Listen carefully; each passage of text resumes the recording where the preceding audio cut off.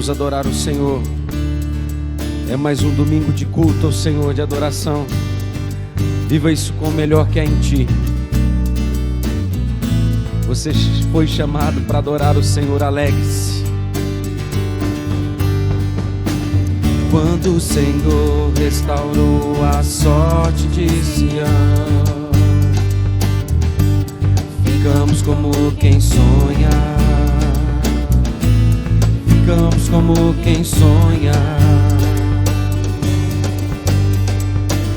Quando o Senhor restaurou a sorte de Sião, ficamos como quem sonha. Ficamos como quem sonha. E a nossa boca se encheu de riso, os nossos lábios de júbilo. E a nossa boca se encheu de riso, os nossos lábios de júbilo. Por isso eu danço diante dele, por isso eu canto somente para ele. Por isso eu pulo e grito, grande é o Senhor. Por isso eu danço diante dele, por isso eu canto somente para ele. Por isso eu pulo e grito, grande é o Senhor, grande é o Senhor, grande é o Senhor. Amém.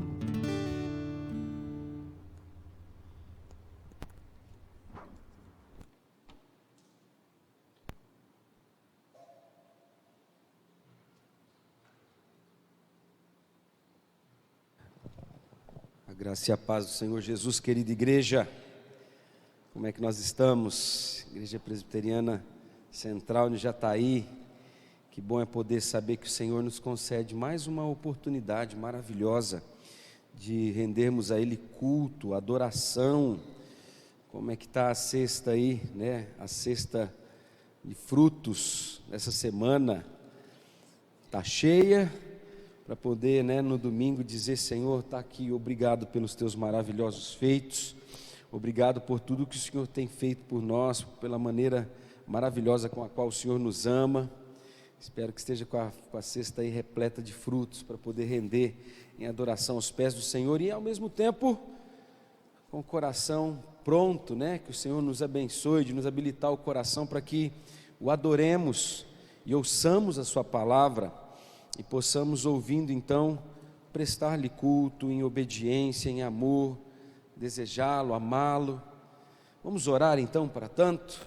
Queria lhe convidar, onde você está, curve por alguns instantes a cabeça, feche os olhos, clame ao Senhor, é culto, dizendo: Senhor, nós precisamos do Senhor, que nós possamos ouvir a voz do Senhor, que nós possamos adorar o teu santo nome.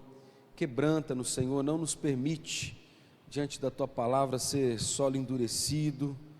Tem misericórdia de nós, fala conosco, prepara os que estão aqui comigo em casa assistindo, prepara a tua igreja, ore pela igreja, clame ao Senhor, peça a Ele que nos concentre, que nada venha a roubar esse momento precioso de nós. Querido Deus, obrigado, Senhor, porque é mais uma oportunidade de cultuar o santo nome do Senhor. Pai, nos ajuda, Senhor, nós precisamos do teu amor, da tua graça, nós precisamos do teu Espírito a nos atrair, a falar conosco, a nos ministrar. E querido Deus, nós clamamos ao Senhor que o Senhor nos quebrante o coração mais uma vez essa noite.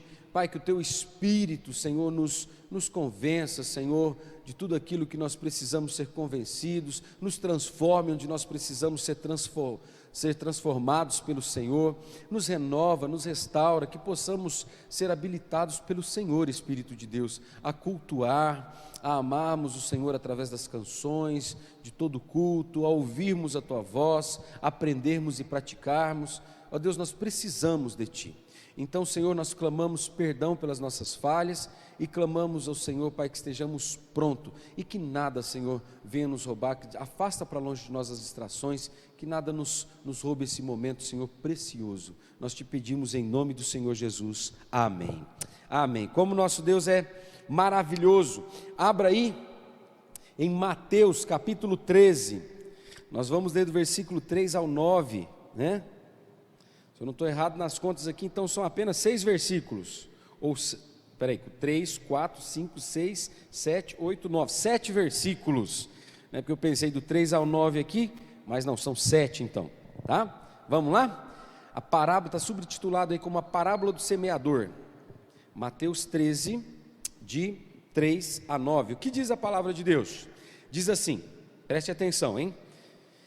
E de muitas coisas lhe falou por parábolas e dizia: eis que o semeador saiu a semear, e ao semear uma parte caiu à beira do caminho, e vindo as aves dos céus, vindo as aves a comeram, outra parte caiu em solo rochoso, onde a terra era pouca e logo nasceu, visto não ser profunda a terra, saindo porém o sol, a queimou, porque não tinha raiz, secou. Outra caiu entre os espinhos, e os espinhos cresceram e a sufocaram. Outra, enfim, caiu em terra boa, em boa terra, e deu fruto, a 100, a 60 e a 30 por um. Quem tem ouvidos para ouvir, ouça. Olha aí a maravilhosa oportunidade que nós tivemos do Senhor de aprender sobre os solos, né? Nós fixamos aqui os olhos, né, no que diz respeito aos solos, em como eles podem receber, como são os receptores da palavra de Deus, não é verdade? Vimos aqui que esse semeador é Cristo Jesus, a semente é a sua palavra, e nós pensamos como é que nós às vezes recebemos os solos. Vimos aqui que esses 3 primeiros solos configura o coração aí de pessoas, né, ímpias, que não foram transformados pelo Senhor. Vimos que o último solo é a ideia de alguém que foi realmente então preparado pelo Espírito para receber essa palavra, e o Espírito então preparando, quebrando ali, arando a terra, faz com que essa palavra dê fruto. Essa é a característica. Então ali 3 não salvos e 1 salvo, né? Um quarto aí então resgatado e restaurado pelo Senhor.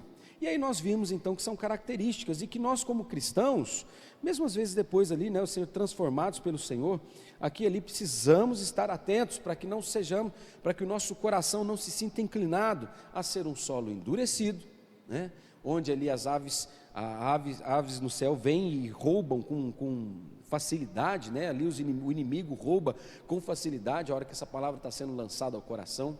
Vimos o segundo tipo de solo.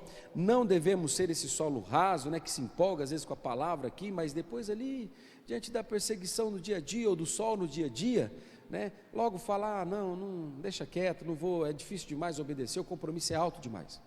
Ou mesmo não devemos ser esse terceiro tipo de solo. Qual solo era? Aquele que fica às vezes já sufocado, não é? Que os espinhos aí, que lembra que Jesus falou dos espinhos? As preocupações com essa era e as riquezas. Quando as preocupações com essa era e as riquezas sufocam essa plantinha, nós invertemos, né? O solo está ocupado, nós invertemos os valores. Ao invés de amar o Senhor, né, essas outras coisas acabam dominando aí. E por último nós vimos como é o solo ideal. Como que é o solo ideal? Esse solo aí, né, arado, preparado pelo Senhor, onde a palavra de Deus gera vida e a gera de maneira constante, não é verdade? Então olha aí, sempre lembre dessa palavra, né, ela é importante para que nós, ao recebermos, quando estamos ali prontos a receber qualquer palavra do Senhor, estejamos prontos também a pensar como é que vamos recebê-la, né, a importância de praticá-la, a importância dela frutificar no coração, e nós saímos daqui prontos para praticar. Não é maravilhoso quando nós estamos aí prontos então a praticar a palavra do Senhor?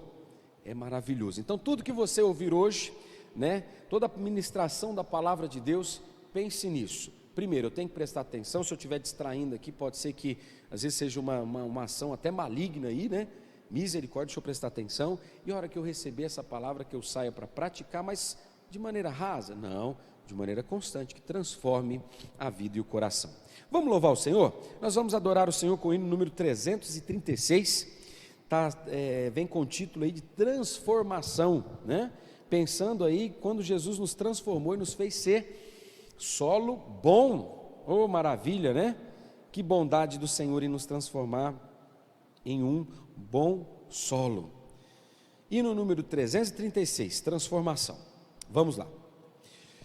Eu, perdido pecador, longe do meu Jesus, me encontrava sem vigor, a perecer sem luz. Meu estado Cristo viu, dando-me sua mão, e salvar-me conseguiu da perdição. Cristo me amou e me livrou. O seu imenso amor me transformou. Foi seu poder, o seu querer. Sim, Cristo Salvador me transformou. Minha vida, todo ser, quero lhe consagrar. Ao seu lado vou viver, o seu amor cantar. A mensagem transmitir aos que perdidos são. Venham todos já fruir a salvação. Cristo me amou e me livrou. O seu imenso amor me transformou. Foi seu poder, o seu querer. Sim, Cristo Salvador me transformou. Amém. Que bondade do nosso Deus, né? Nos transformar. E se você prestou atenção na letra desse hino, depois dele nos resgatar, ele continua, né, dizendo aí que venha fruir a salvação. Então esse processo de santificação, ele é evidente, ele deve estar ali na vida daqueles que pertencem ao Senhor, nesse desenvolvimento aí. E por falar em desenvolvimento nesses tempos de crise, né, se Deus quiser está chegando ao fim, aí vai orando por isso, fique firme na esperança do Senhor, e para isso nós vamos ouvir uma pequena palavra aqui com o pastor Juarez, pastor na primeira igreja em Curitiba, e também secretário executivo do Supremo Concílio. Vamos ouvir uma palavra de esperança aí, em meio às dificuldades? Vamos lá? Preste bastante atenção. Querida Igreja Presbiteriana Central de Jataí, é um prazer dirigir uma saudação aos irmãos, ao querido pastor Marcos, a todo o conselho da igreja, liderança, cada um dos membros. Esses tempos tão difíceis que nós temos passado, mas o Senhor tem sustentado a nossa vida, o Senhor tem provido as nossas necessidades e nós louvamos o seu nome com toda alegria. E quero deixar convosco esta lembrança do apóstolo Paulo na primeira carta aos Coríntios, no capítulo 15, no seu final, onde lemos assim: portanto, meus amados irmãos, sede firmes, inabaláveis e sempre abundantes na obra do Senhor, sabendo que no Senhor o vosso trabalho não é vão. Vamos continuar firmes, não vamos nos abalar com estas circunstâncias e vamos fazer a obra do Senhor, porque ela é muito preciosa. Deus abençoe aos nossos queridos irmãos aí de Jataí. Nosso Deus é bom, devemos continuar a viver, né, a ficar firmes na obra do Senhor. É extremamente importante que nós permaneçamos ali, continuando firme a servir o Senhor. Glória ao nosso Deus, né, pela palavra que nos diz o que fazer em meio às tribulações, em meio às dificuldades. Sirvamos ao Senhor. Abra ainda a palavra do Senhor em Atos 2. Vamos lá? Atos, capítulo de número 2, versículo número 42. Está subtitulado aí, Como Viviam os Convertidos, Atos 2, 42. Vamos lá? Diz assim a palavra do Senhor, a partir do 42 aí. E perseveravam na doutrina dos apóstolos e na comunhão, no partir do pão e nas orações. Em cada alma havia temor, e muitos prodígios e sinais eram feitos por intermédio dos apóstolos. Todos os que creram estavam juntos e tinham tudo em comum. Vendiam as suas propriedades e bens, distribuindo o produto entre todos, à medida que alguém tinha necessidade.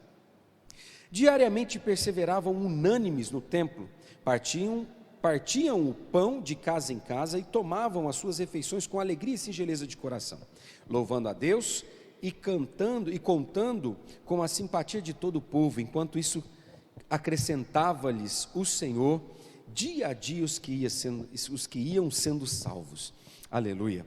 Nós lemos essa pequena porção bíblica aqui para que nós pudéssemos pensar a respeito de amarmos o Senhor com tudo que o Senhor nos concede. Você percebeu a intensidade com que isso acontecia aqui no coração da igreja primitiva? Amando, servindo ao Senhor até mesmo com todos os bens, com tudo aquilo, né, que pertence ao Senhor, dizendo: Senhor, está tudo aqui, rendido aos teus preciosos pés, né, glorifica o teu nome através disso. Nós queremos lhe amar, lhe servir. Se você é um adepto aí a defender então, né, a ideia de não, mas aqui no Novo Testamento eu não vejo essa ideia, essa visão de adorar o Senhor com os bens, eu vi só lá no Antigo Testamento, ordenança, tirando a base de que Jesus já falou, façam essas coisas, ou seja, os dízimos, sem omitir aquelas, quer dizer, os dízimos, né, e amemos. Ainda no versículo 34 e 35, né, no 4 diz o seguinte: pois nenhum necessitado havia entre eles, porquanto os que possuíam terras ou casas, vendendo-as, traziam os valores correspondentes, depositavam aos pés dos apóstolos, então se distribuía a qualquer um à medida que alguém tinha necessidade. Nós, como cristãos, continuamos a adorar ao Senhor com aquilo tudo que o Senhor nos concedeu. O mínimo, talvez, seja de fato o dízimo e as ofertas, né? Olha esse povo aqui como adorava com tudo que era. E nós vamos ouvir uma palavra então com o Marcão, né? Eu chamei de Marcão aqui carinhosamente, mas é o Marcos, a esposa da Noeliane. Nós vamos ouvir uma palavra, um breve testemunho a respeito dos dízimos. Boa noite, meus irmãos, que a graça e a paz do nosso Senhor Jesus Cristo esteja com cada um de vocês. Eu espero que estejam todos bem, que estejam todos protegidos debaixo da graça do nosso Senhor, né? Nesses momentos tão difíceis que nós estamos enfrentando, que a humanidade está enfrentando, né? Nesse enfrentamento do novo coronavírus, um mal que tem assolado toda a humanidade, né? Mas o Senhor, Ele tem nos guardado, tem nos abençoado, tem nos fortalecido nesse momento de isolamento. Nós podemos ver as bênçãos do Senhor, o cuidado do Senhor, né, sobre a vida da sua igreja. E hoje eu gostaria de compartilhar com os irmãos sobre o meu testemunho como dizimista, né? A minha casa, a minha família, nós somos dizimistas da casa do Senhor, acreditamos no dízimo como uma promessa, como uma bênção que vem de Deus, né?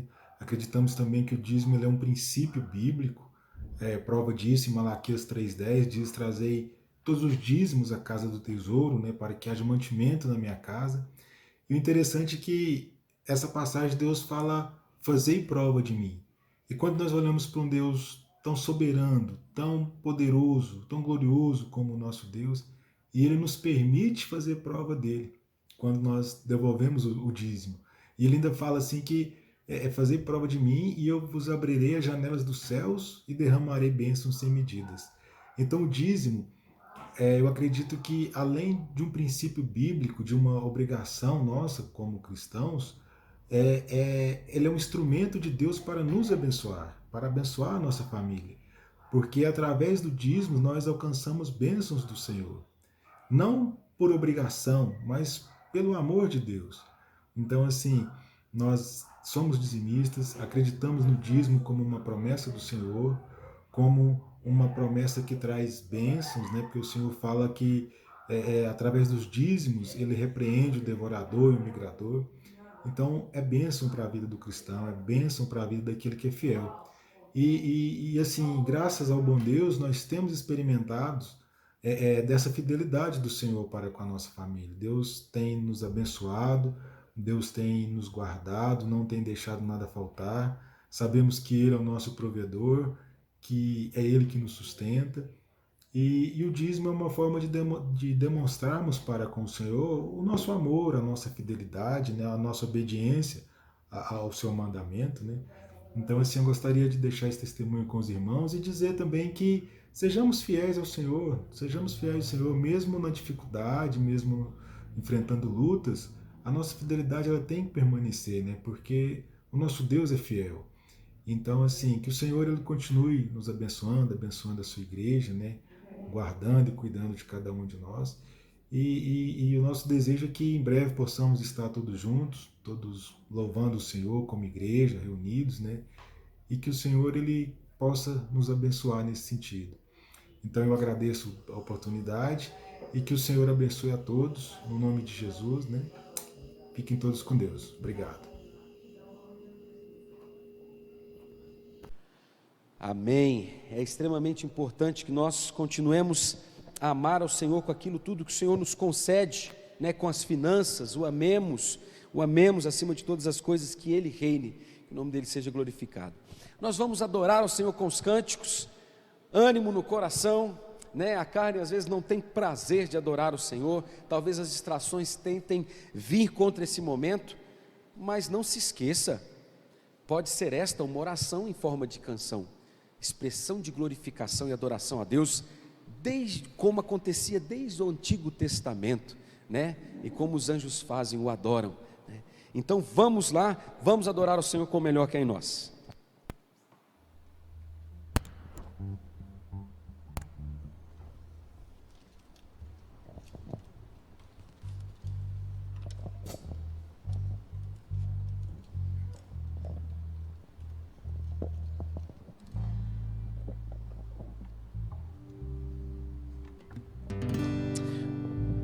Nós vamos dizer: Senhor, como são maravilhosas as tuas obras, e o Senhor é o nosso Rei. Nós vivemos no reino do Filho do seu amor, no Senhor Jesus Cristo, e essas obras do Senhor são maravilhosas. Ninguém é mais poderoso do Senhor. Creia e adore ao Senhor.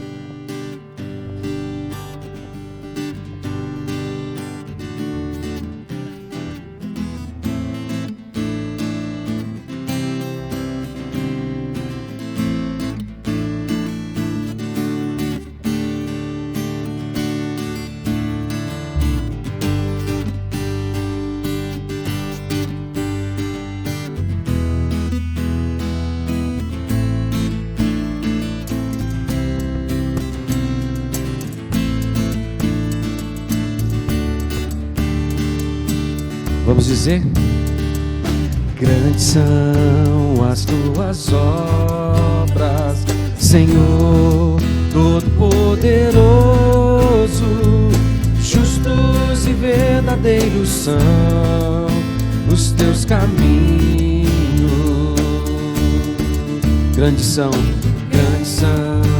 as tuas obras, Senhor Todo-Poderoso. Justos e verdadeiros são os teus caminhos. Ó Rei das nações, quem não temerá, quem não glorificará teu nome? Ó Rei das nações, quem não te louvará, pois só teu nome é santo.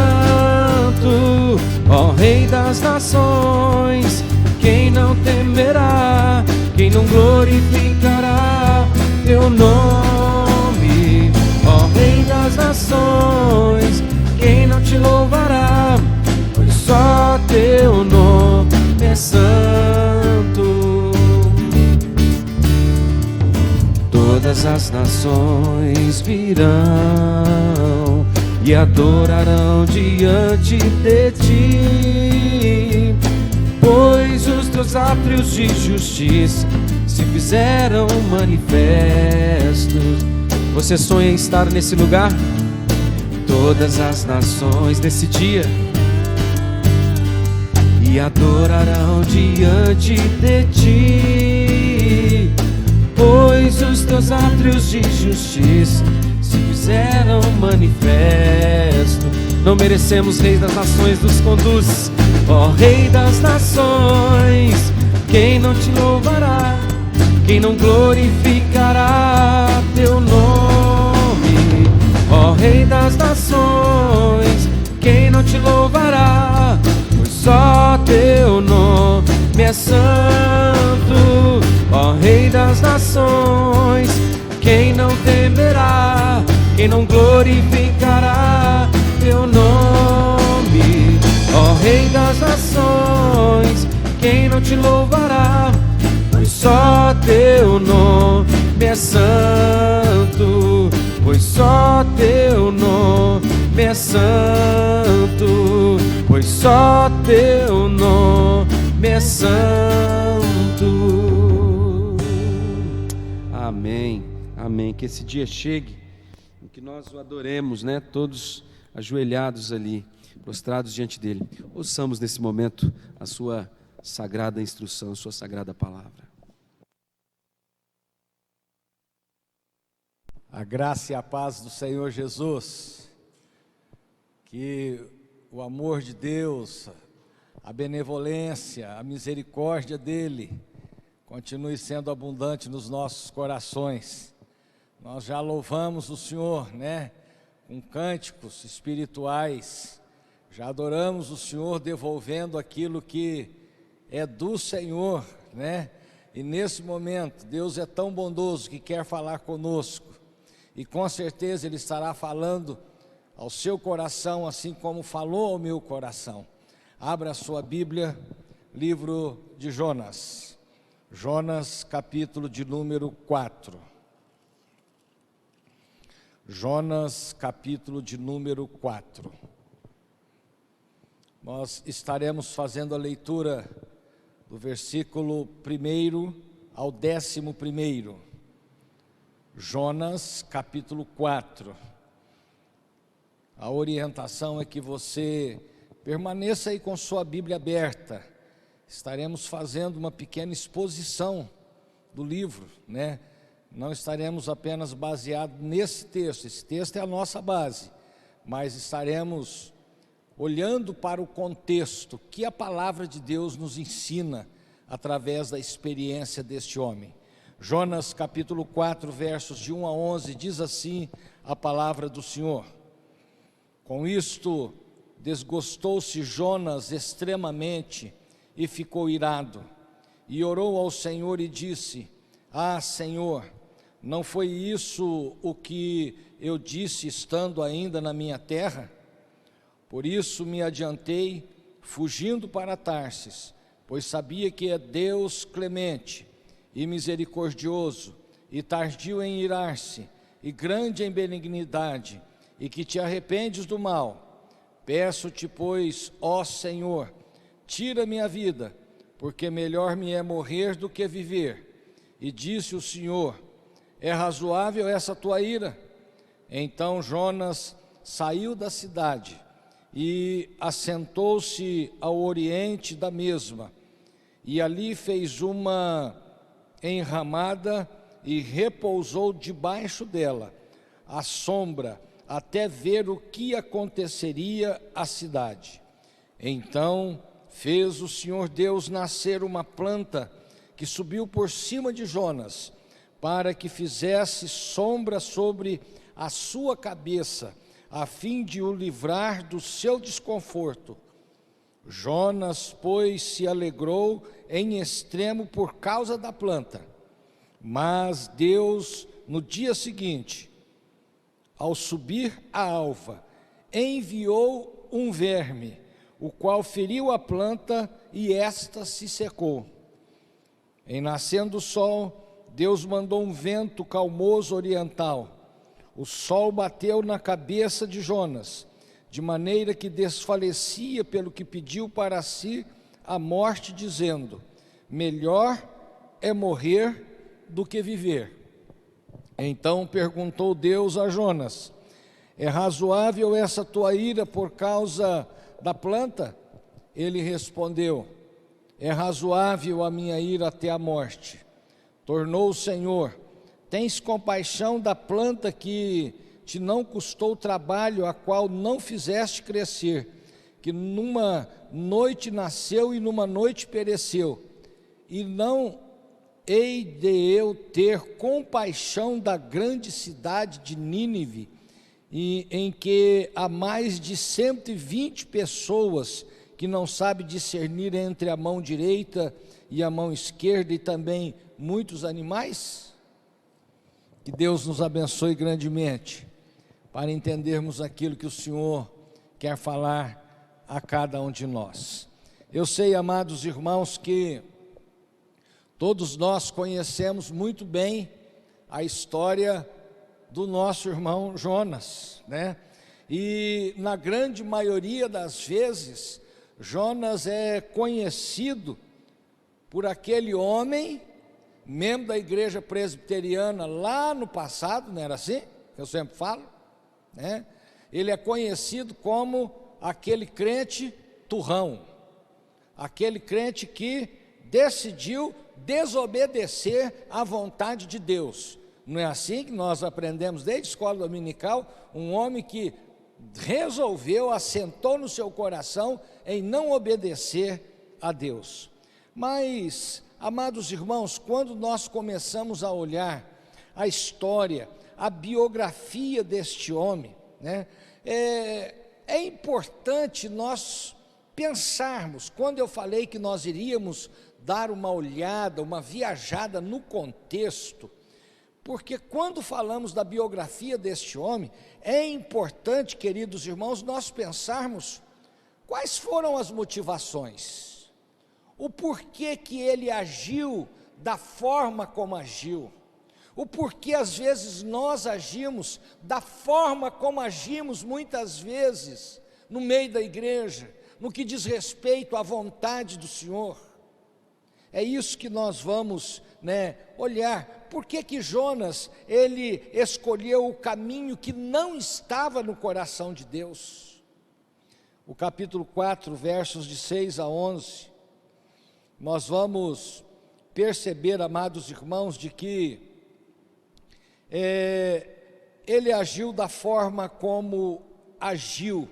A palavra de Deus vai nos dizer, no capítulo 1, se você voltar um pouquinho no capítulo 1, por que ele agiu da forma como agiu? Capítulo 1, versículo 2, veio a palavra de Deus a Jonas, filho de Amitai, dizendo: dispõe-te e vai à grande cidade de Nínive, e clama contra ela, porque a sua malícia subiu até a mim. Jonas era filho de quem? Filho deste Amitai. Quem que é esse Amitai? Ele foi um profeta na época de Jeroboão II, tá? Que este Jeroboão II reinou sobre Israel, e nessa época que Jeroboão reinou, querida igreja, foi uma época muito específica, foi uma época histórica, foi uma época muito difícil para o povo de Deus. Por quê? Porque Deus permitiu que os assírios, durante o reinado de Jeroboão, Deus permitiu que os assírios por 14 vezes invadisse a nação de Israel, E quando a nação invadia, o que acontecia? Em primeiro lugar, eles destruíam o templo, que era o local, para que não houvesse mais culto de adoração a Deus. Isso, quando os assírios invadiam, eles tinham essa atitude. Primeiro, destruir o templo. Segundo, eles matavam todos os membros da família do rei, para que não houvesse mais governo sobre Israel. Todos eram mortos. Em terceiro lugar, queridos irmãos, o que esses assírios faziam?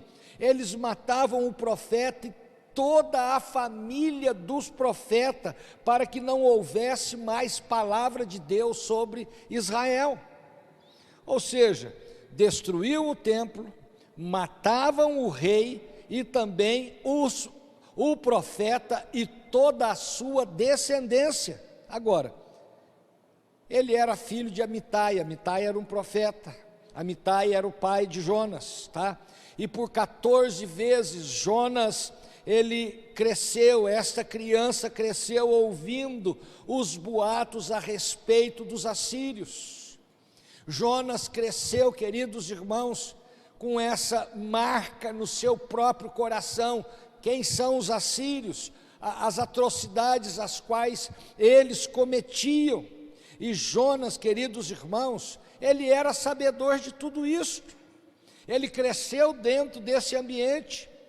Os assírios estão chegando e vão invadir Israel. E ele era sabedor, queridos irmãos, se eles invadissem, eles iriam destruir o templo, iria matar o rei com sua família, e iria matar o profeta com toda a sua família.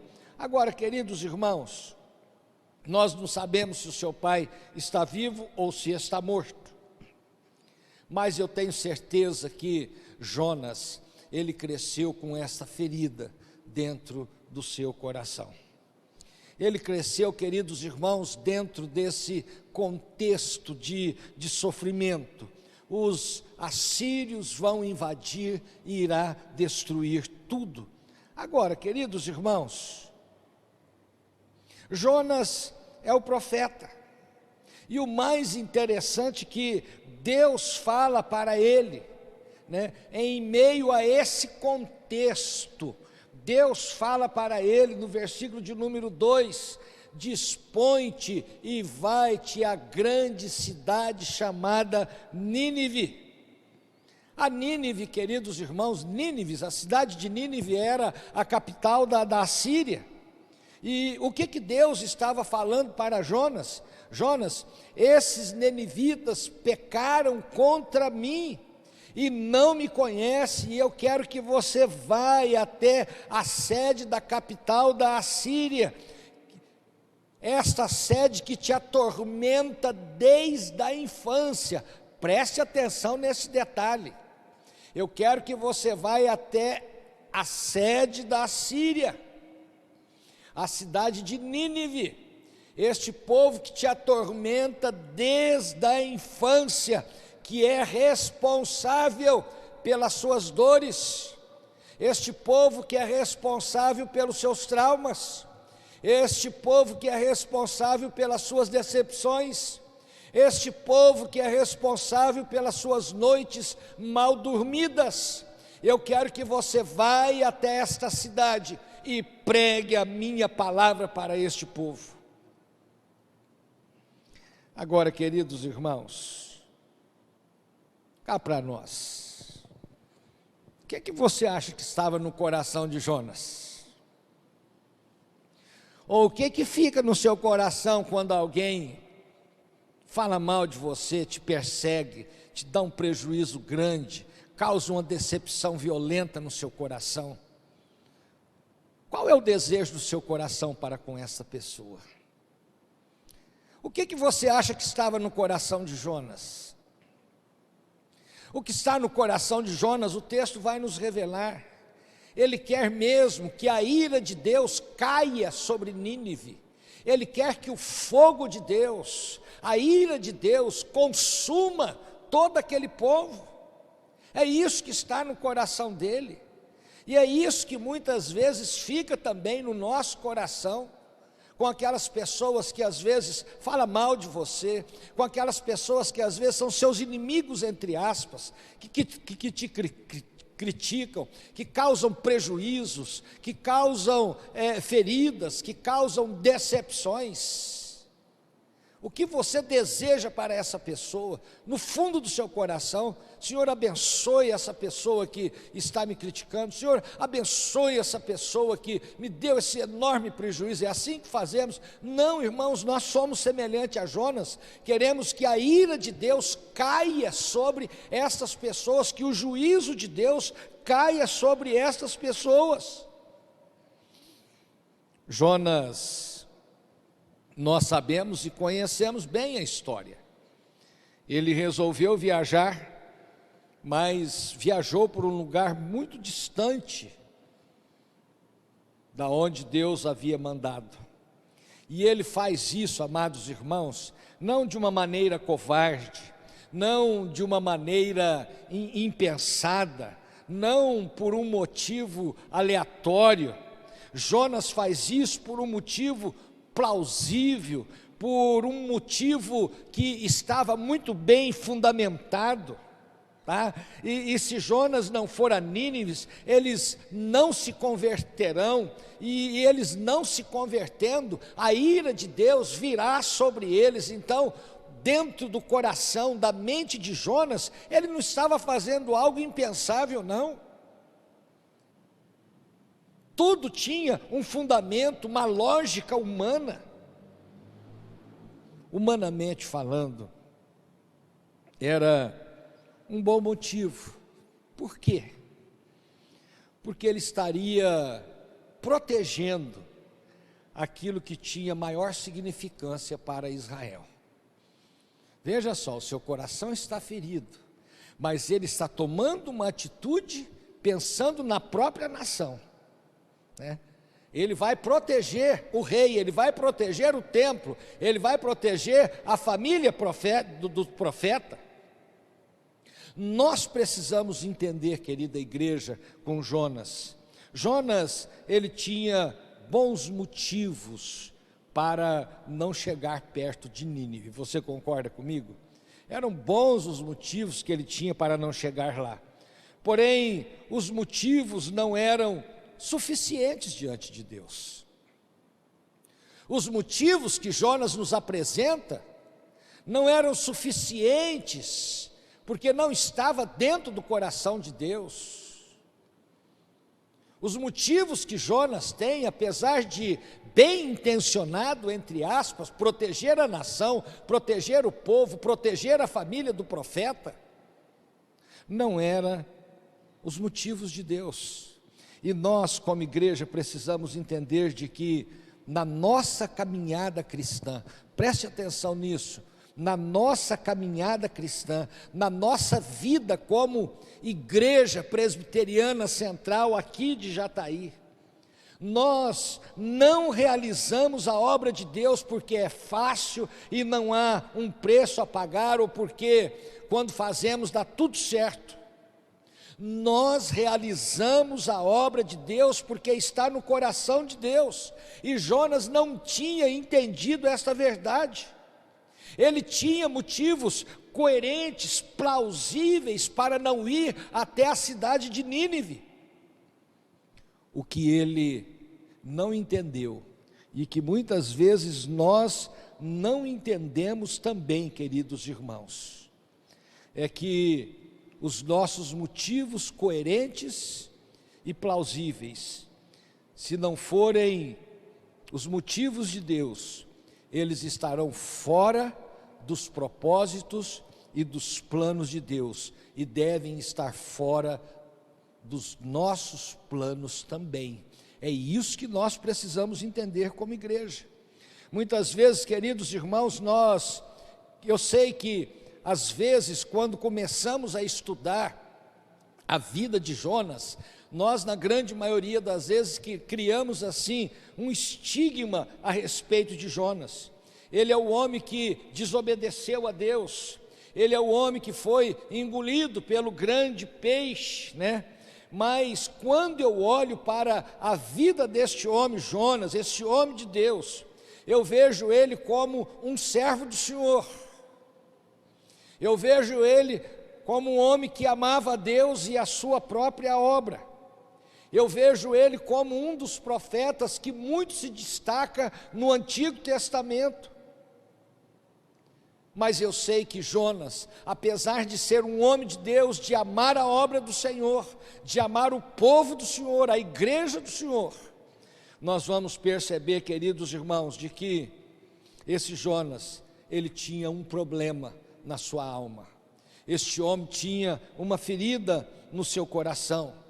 E o nome desse problema que Jonas tinha se chamava Nínive. Esta era a razão do seu trauma, esta era a razão do seu sofrimento, esta era a razão da sua ira, esta era a razão do seu próprio rancor.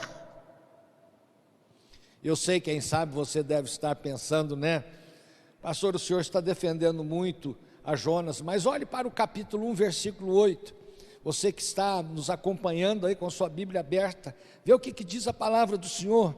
Então lhes disseram: declare-nos agora, por causa de quem nos sobreveio este mal, que ocupação é a tua, de onde vens, qual é a tua terra, que povo és tu? Ele está, amados irmãos, nesse capítulo, nesse versículo, em meio a uma turbulência muito grande, a um vendaval tremendo. O mar está revolto, a situação não está a favor, todos estão desesperados. Um grupo vai até Jonas e faz algumas perguntas para ele, e veja o que ele responde no capítulo 1, versículo de número 9. Eu sou hebreu, temo ao Senhor, o Deus dos céus, que fez os céus, a terra e o mar. Veja bem que Jonas, mesmo em meio ao caos, mesmo em meio às dificuldades, ele dá um testemunho, queridos irmãos, de quem era Deus para ele. Ele dá um testemunho vivo da sua própria fé. Ele vai dizer: olha, nesse momento de caos, vocês precisam entender de que eu sou hebreu e temo o único Deus vivo e verdadeiro. Está percebendo que ele era um homem de Deus? Está percebendo que ele era um homem amado pelo Senhor?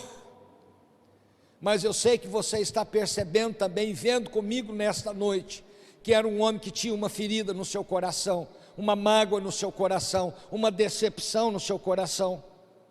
E essa ferida se chamava Nínive. Nínive. E se nós observarmos a reação dele, no capítulo 1, versículo de número 11, nós vamos perceber, queridos irmãos, que nessa embarcação não tinha mais do que 20 marinheiros naquela embarcação, conforme o versículo 12 e 16. E eles então falaram: olha, tomai-me e lançai, ele disse: tomai-me e lançai-me ao mar. Irmãos, vamos abrir uma aspas aqui, preste atenção nesse detalhe. Jonas está disposto a morrer por causa de 20 pessoas. Jonas, ele prega para esses marinheiros e está disposto a dar a sua vida por eles. Ele está disposto a ser lançado no mar, mas por causa da ferida do seu coração e da sua alma, ele não estava disposto a ir até a cidade de Nínive. Você está percebendo o que a ira e o rancor causa no coração de um homem e de uma mulher de Deus? Ele está disposto a dar a sua vida, a ser lançado no mar por 20 pessoas, mas não está disposto a ir até a cidade de Nínive e cumprir aquilo que era o propósito do Senhor. Eu sei, amados irmãos, que todos nós somos homens e mulheres de Deus. Eu não tenho dúvida de afirmar isso. Eu sei que estou falando para homens que têm e mulheres que têm o temor de Deus no seu coração. Eu sei que somos pessoas crentes, pessoas de oração. Eu sei que participamos das sociedades internas na nossa igreja, mas na grande maioria das vezes nós somos pessoas que acalentam feridas na alma, quem sabe por causa de uma decepção, quem sabe por causa de um trauma de infância, quem sabe por causa de alguém que te abandonou, um namorado que não quis mais, ou uma namorada que te deixou. Eu sei que todos nós, às vezes, guardamos no coração, amados irmãos, alguma mágoa. É um irmão que decepcionou, é um pai que te decepcionou, uma mãe, às vezes um amigo, um colega, não sabemos. Quem sabe um pastor, um presbítero. E nós então guardamos isto. A ferida de Jonas, ela tinha um nome. A ferida de Jonas, ela tinha um nome, e o nome se chamava Nínive. Quem sabe a ferida que está no seu coração, ela tem um outro nome, como acabei de dizer. Quem sabe a ferida que está no seu coração é um parente, é um namorado, é um pastor, é um membro da igreja. Mas eu sei que o Senhor Jesus, nesta noite, Ele te chamou, assim como falou comigo. Ele quer arrancar essas feridas do nosso coração. Ele quer curar o teu coração, o meu coração. Quem sabe nessa noite o seu coração está como o coração de Jonas, há muito tempo sofrendo preocupações, tristezas, e ele precisa ser curado. Há muito tempo, quem sabe, vem na sua mente aquilo que aconteceu há 15 anos atrás, há 30 anos atrás, há 40 anos atrás, quando você era criança. Quem sabe de vez em quando isso vem à sua mente. Mas a palavra do Senhor nos mostra, amados irmãos, que Deus quer curar o nosso coração. Por que eu falo isso? Porque nós podemos ser homens e mulheres de Deus como Jonas, profetas de Deus, destemíveis, sensíveis, mas se nós não formos curados, continuaremos navegando em direção oposta à vontade de Deus. Está percebendo isso? Jonas, um homem de Deus, você é um homem, uma mulher de Deus, mas se o nosso coração não for curado das feridas, dos traumas que muitas vezes nos perturba, que muitas vezes traz insônia, traz angústia, depressão, rancor, divisões, facções. Se nós não pedirmos para que o Senhor cure o nosso coração, continuaremos, mesmo sendo crentes, navegando em direção oposta àquilo que é a vontade e o querer de Deus. E Deus, por amor a nós, Ele vai permitir, assim como permitiu com Jonas, que naveguemos no ventre de um peixe para tratar o nosso coração, para tratar aquilo que está errado na nossa vida. Eu sei que muitas vezes, queridos irmãos, ninguém vê, eu sei que muitas vezes ninguém percebe, mas todos nós somos sabedores do que há no mais profundo da nossa alma, aquilo que estamos fazendo segundo o querer de Deus. Por mais que estejamos na igreja, por mais que estejamos lendo a Bíblia, fazendo oração, mas Deus sabe e conhece se há e se existe esta ferida no fundo da nossa alma.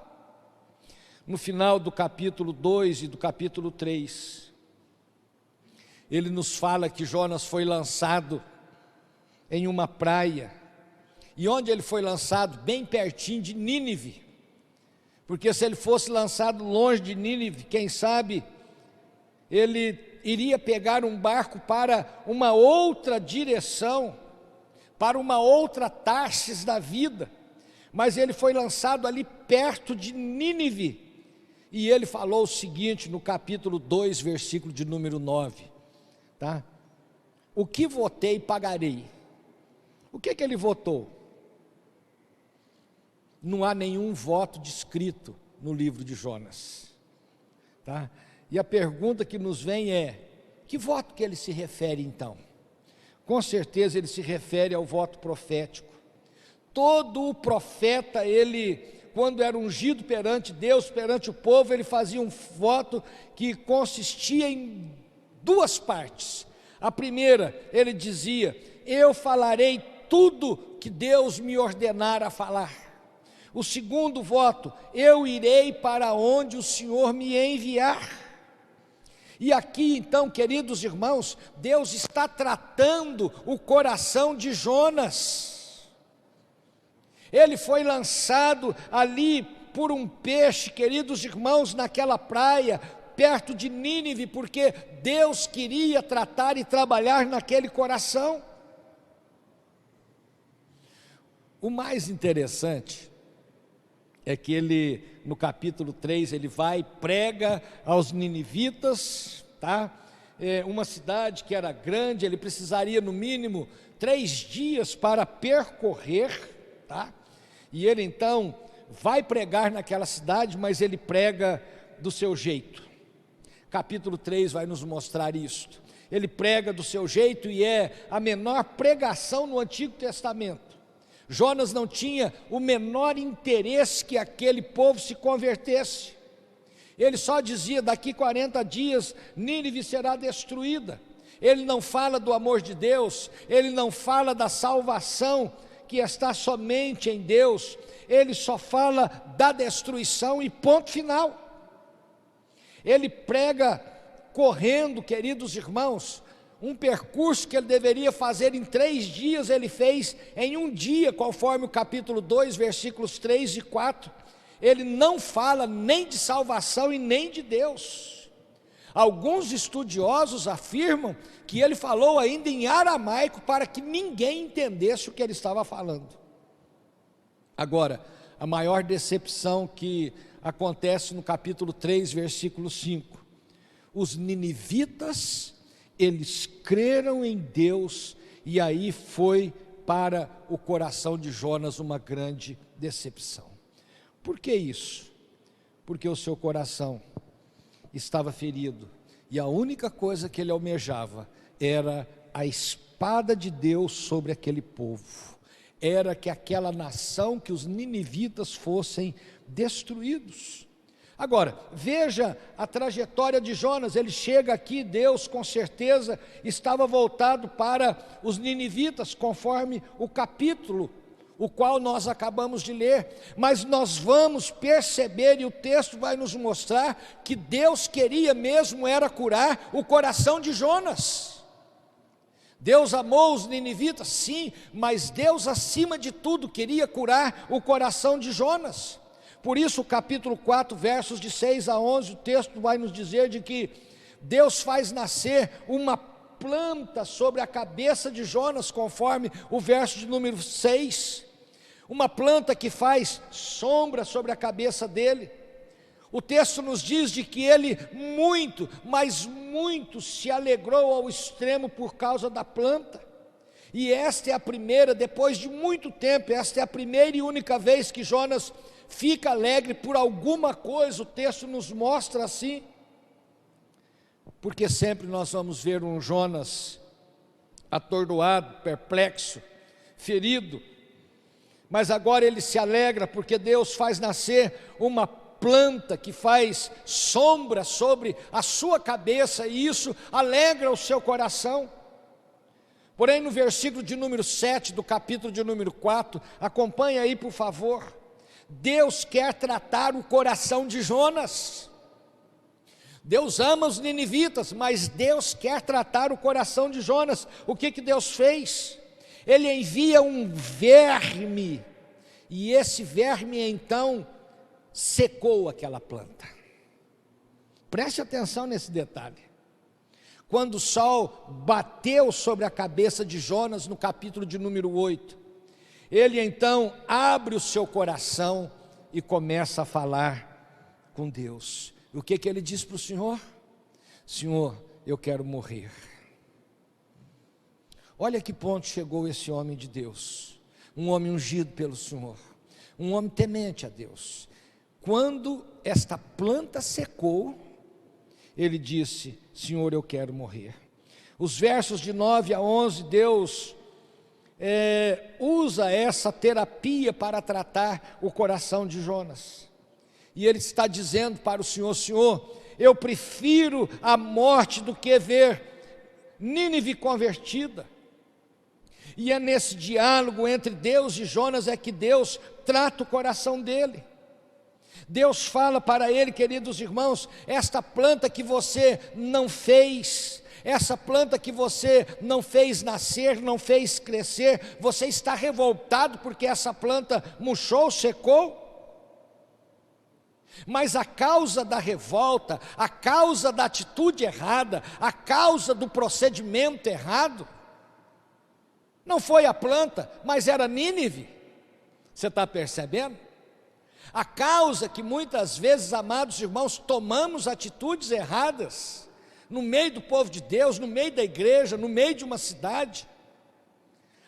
Há uma causa que leva você a agir desta forma, fora daquilo que é o querer de Deus. Aqui no caso, a revolta de Jonas não era com a planta, mas a revolta de Jonas era com Nínive. E Deus então toca no ponto mais nevrálgico de Jonas, dizendo: não terei eu compaixão de Nínive? Ou seja, Deus estava curando o coração de Jonas. Nós não sabemos o final, a conclusão, porque não temos essa conclusão no texto. Mas eu tenho a plena certeza de que o coração de Jonas foi curado e foi tratado pelo Senhor. E o mais interessante, a lição maior que fica para mim, e eu quero, já falei muito sobre Jonas nesses anos de pastorado, mas anote aí se você puder, a maior lição, queridos irmãos, que eu aprendo aqui com Jonas nesse capítulo, ela não vem de grandes peixes. A maior lição que eu aprendo aqui, ela não vem porque Jonas enfrentou uma grande tempestade, não porque ele foi engolido por uma grande baleia, mas a maior lição que o texto me apresenta, a maior lição para a minha vida, que Deus quer trabalhar no meu coração, ela não vem através de grandes peixes ou de grandes eventos, mas sim através de pequenos vermes. Já havia parado para pensar nisto? A maior lição que veio na vida de Jonas não foi a tempestade e não foi a grande baleia, mas foi um pequeno verme. O grande peixe que engoliu Jonas, amados irmãos, nós sabemos de que é o centro da história a qual nós aprendemos em toda a escola dominical. Mas esse grande peixe, essa grande tempestade, não foi suficiente para tratar o coração desse profeta. Deus então enviou um pequeno verme, um pequeno momento, um pequeno versículo, uma pequena palavra, uma pequena circunstância usada por Deus para tocar no profundo do nosso coração, assim como tocou no profundo do coração de Jonas.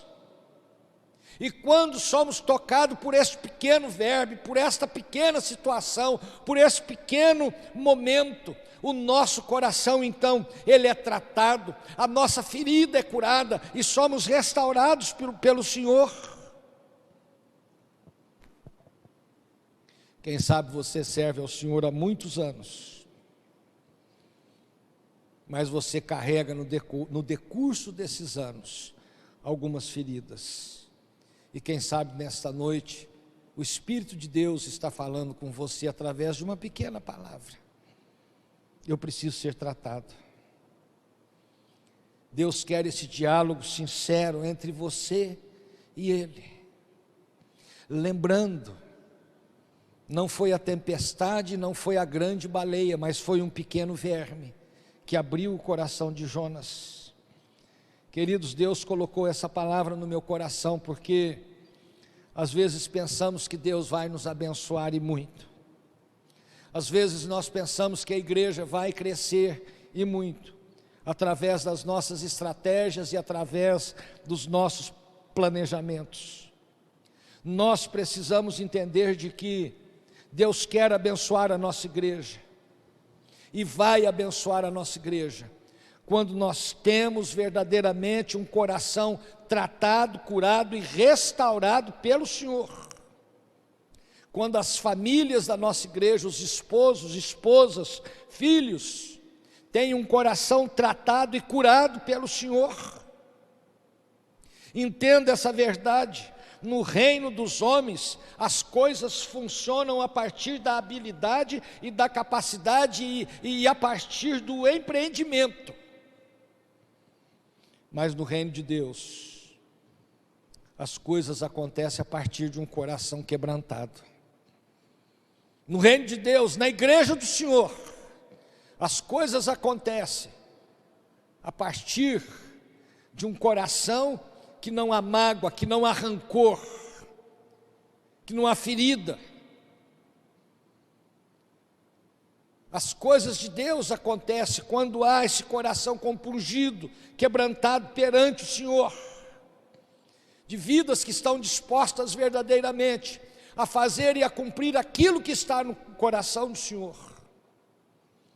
No reino de Deus, as coisas só acontecem quando temos esse coração quebrantado na presença dEle. Não podemos desassociar, igreja querida do Senhor Jesus, não podemos desassociar igreja de coração aquebrantado. Quando nós vemos famílias partidas, quando nós vemos esposos que já não amam mais as suas esposas, quando vemos esposas que já não têm mais atração pelo seu próprio esposo, filhos revoltados com seus próprios pais, aonde não submetem, aonde não tem o coração dos pais, e pais não têm o coração dos filhos.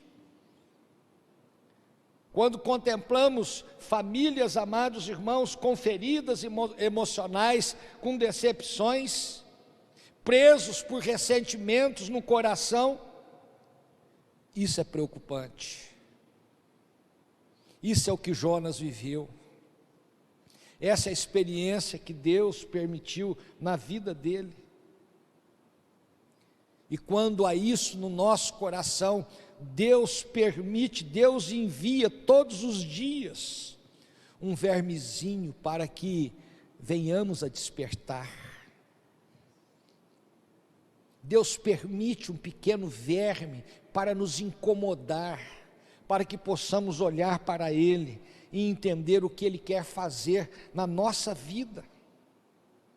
Eu não tenho dúvida de afirmar isso, que um grande avivamento na nossa igreja, nas nossas famílias, na vida dos nossos filhos, nas gerações vindouras, esse avivamento só virá quando existir um coração quebrantado, um coração curado pelo Senhor. Senão a nossa oferta não é aceita diante do Senhor. Se há mágoa, se há decepção, o próprio Senhor Jesus fala: olha, deixa a sua oferta, vai e reconcilia. Deixa o seu coração ser tratado. Deus quer fazer muito mais na vida da nossa igreja. Deus quer fazer muito mais na sua casa, na vida dos seus filhos, mas muitas vezes nós, por causa dos nossos traumas, das nossas decepções, das nossas mágoas e feridas e complexos, somos agentes de impedimento daquilo que Deus quer fazer no nosso lar. Agora, quando pedimos que o Senhor cure o nosso coração, deixamos o Senhor tratar o nosso coração, sermos curados, temos certeza que você vai descomplicar e vamos frutificar,